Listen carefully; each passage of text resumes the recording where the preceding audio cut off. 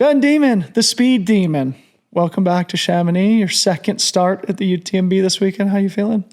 I'm happy. I'm stoked to be here and kind of living a feeling over and over again of like mixed excitement, mixed expectation, anticipation, all this stuff. But at the end of the day, the root of it, just really genuinely feeling content and grateful to be here. Amazing. So again, second start coming up on Saturday evening. Remind the viewers and listeners what happened last year. Didn't go to plan, but a lot of people were thinking of you as a dark horse last year, myself included. We're disappointed to see the final results. So remind the people what happened there. What'd you learn from it? Yeah, I hate to beat on the dead horse because I think when we have DNFs, we have different reasons and stuff. And mine was based around me being sick literally the day of the race. I woke up with a sore throat and not feeling super good, and then just went out with the top guys, and I wasn't in the position to be doing that on that day. So yeah, that was the place I was in last year. I had big dreams and ambitions like everybody out there. This year, I got sick 2 weeks ago, so that ship has sailed. We checked that box. So that's better timing than this week. Yeah. Yeah. So you're an American, obviously, but you live here in France. You said it was about 8-hour drive away in the Pyrenees.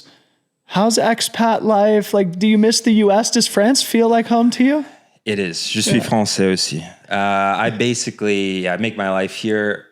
You know, I changed modes of living on this planet when I came here. I had a family, and I think when that happens, you really turn a page like in your mind. It has some function it does where it just sort of like it catalogs all that, but chucks it someplace different. So every once in a while you get that pang of nostalgia for like some bacon and eggs, or just a big wide open road with like a little mountain range in the background and something like that, where you get that feeling of being in the bigness and of America. But at the same time, I'm basically as French as the rest of them these days.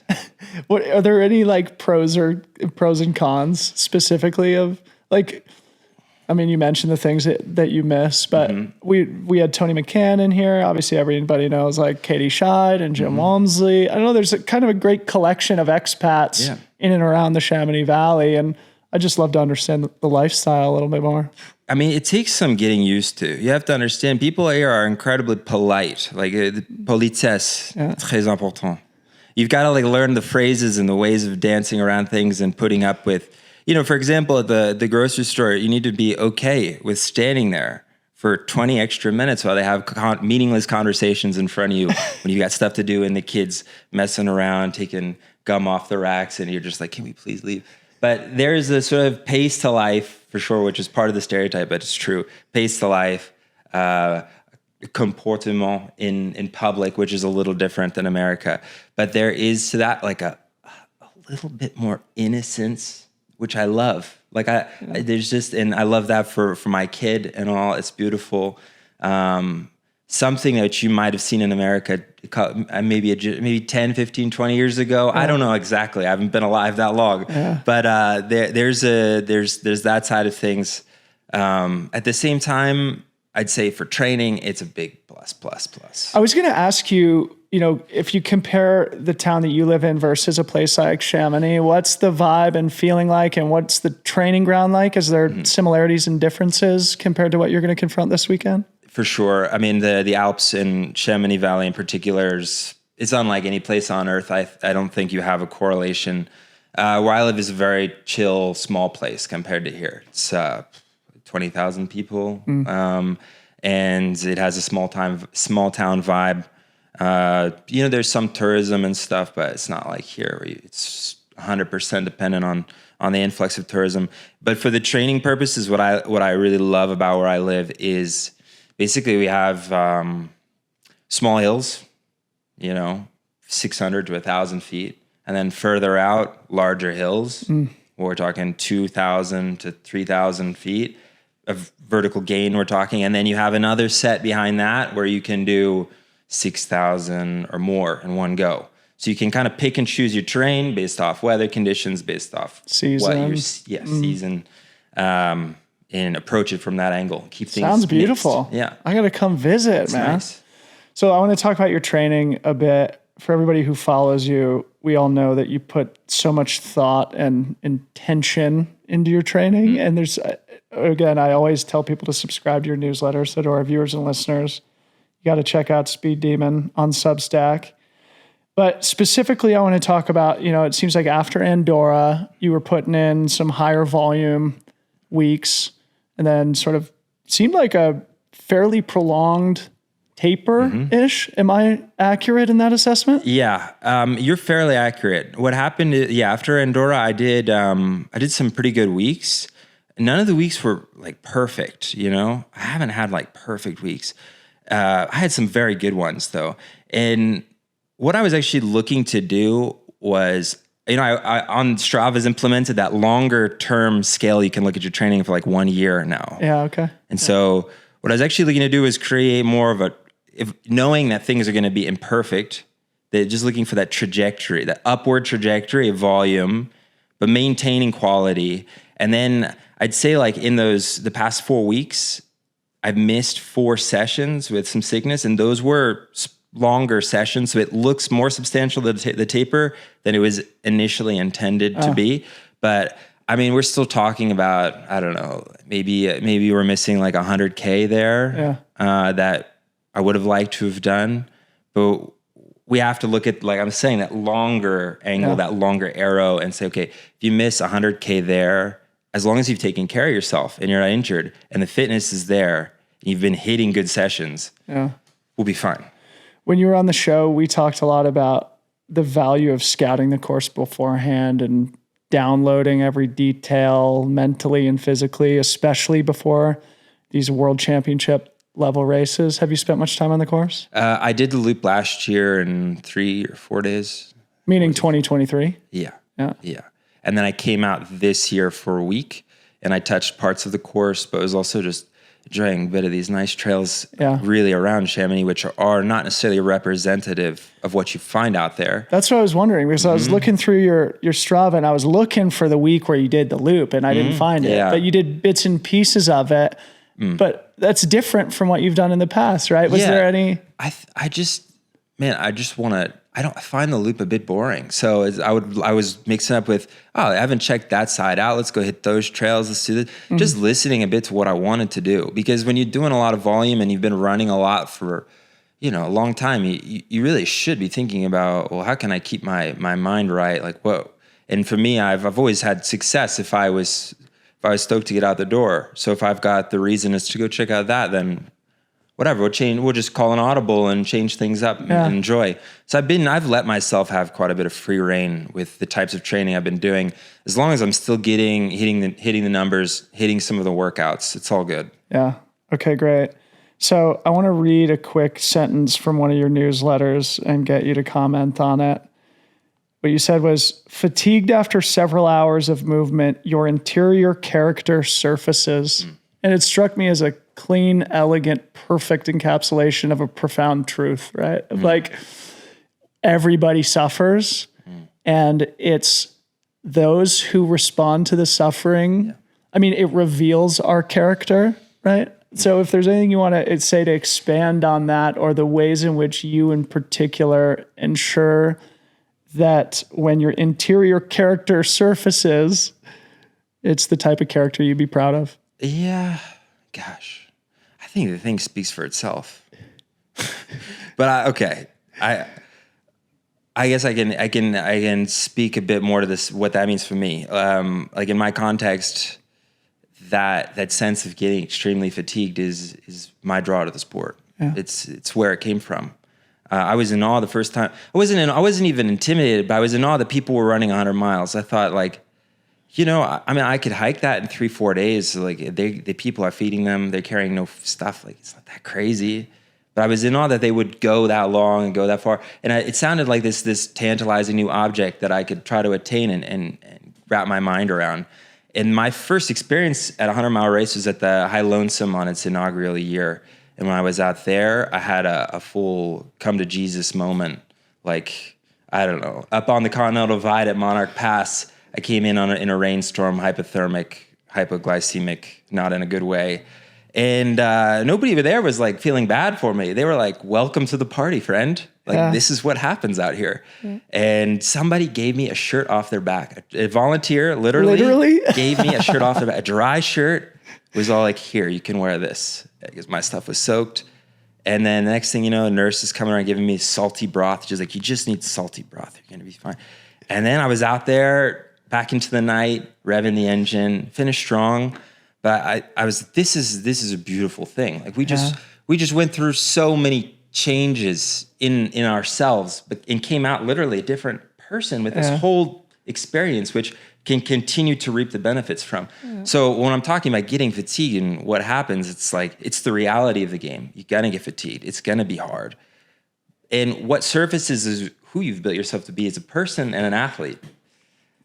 So we'll see. I feel it's fine. A beautiful way to phrase it, though. I mean, and I think it is, like I said, an important truth. So again, for our viewers and listeners, and you were speaking about this in the context, you said something to the effect of, I like to end my long runs with a tough climb. Fatigued after several hours of movement, your interior character surfaces. I love it. So let's talk a bit about your season 2. You won Madeira. Frickin' huge awesome. result for you. You're second at Andorra. So maybe just say a few words about both races and how they set you up for this weekend. Well, Madeira was cool because first, that's a sweet race to win. My God, it's just awesome out there.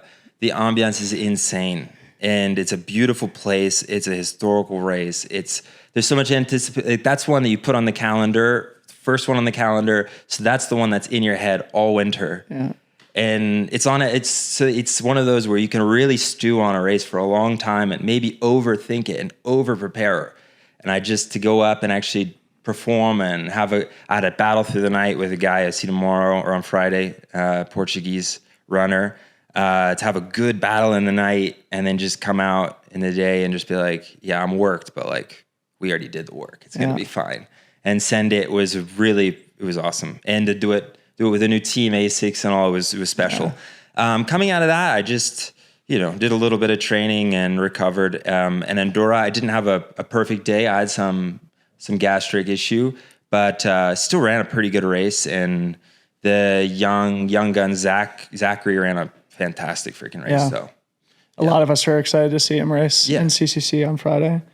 Well, and two, like I said, great building blocks towards UTMB. Also, in a recent Freetrail newsletter, I linked to one of your Strava activities where you did 5 by 1,000 meter repeats when taking the tram back down. Speak about that session in particular, what purpose it serves, and if there's any other critical specific sessions that our audience could learn from. So that one I did with my buddy Gauthier, who I've been training with a lot. He lives right near me. And for us to drive the car anywhere is like a big deal. Like we just mostly just train out of the house. If we drive the car, it's 5-10 minutes. And so we're going to drive an hour to go train. Like we're serious. We're like serious athletes here. And then we were kind of on top of that. There's a bit of mockery we have for people taking the sport too serious. And also in the Pyrenees, our trails are notoriously challenging compared to the Alps. So we have this thing, look at these guys in the Alps getting their easy D+, getting their easy elevation gain. Like, let's go get some easy elevation gain. Let's drive the car. Let's do the whole thing. And so we drove over there. We figured we might as well make the most of it. Yeah. We're not going to just do 1 or 2 laps. Let's do 5. Well, first it was like, let's do 3. And then, okay, we might as well do 4. And then we're like, let's go. 1 more. And then after that, we're like, we got more of the tag, but do we need to leave our race out here tonight? But what's cool about that session is it's a trail that we would never find near us. It's quite smooth. It's only 20% average, and you can run some of it. And we finishes with 1,000 feet at 40% hiking on a ski slope. And my buddy, he's just a monster at that specific terrain.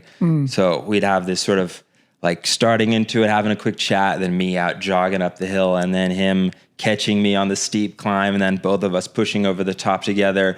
And what we were saying is training is well and good, but it's also important to have this shared experience, to have this memory together of pushing each other and pushing the limit a little bit on the day. We did some of them pretty fast. So We were both happy with the form, and we thought that was a good hit on the body. At this point, there's so much just to maintain the form is like ridiculous amount of work. So it's like, well, and actually, in order to make a gain, you either have to put together subsequent days of pretty serious work or get a freaking hard day in. Yeah. So that's what we were looking for, was a big hit. And a hard day it was. You titled your Strava activity Some Vert, and it was something like 18 or 19,000 feet of climbing in a single training session.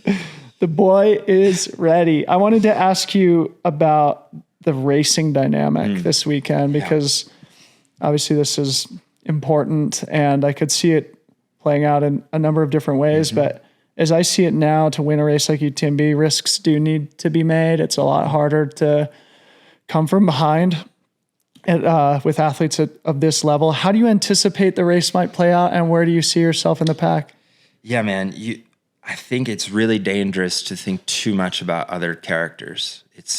We don't have the benefit in the sport to ride in a peloton. You got to pedal the whole way, you got to do all the work.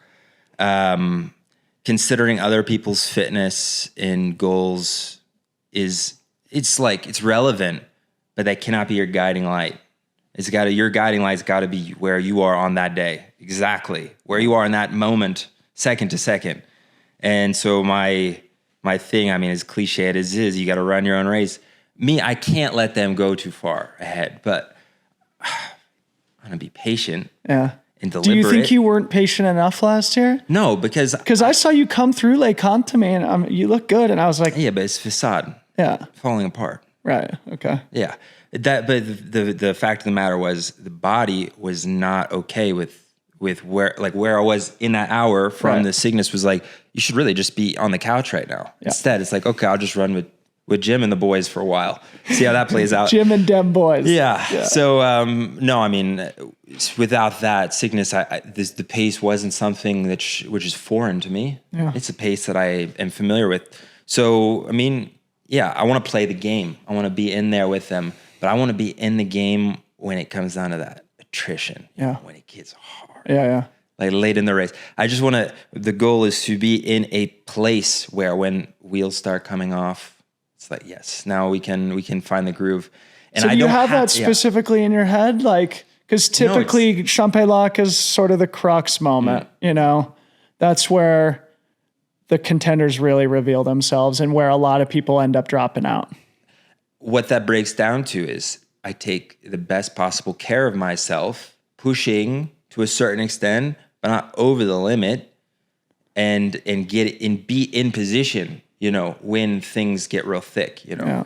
I think that for me is just a matter of not revving the engine too hot the first couple hours, let the race settle in a bit, and be okay with letting some distance grow if it goes. But hey, if I have legs and I feel good, I'm gone. not gonna just sit back. Let's go. Me, I want to feel that.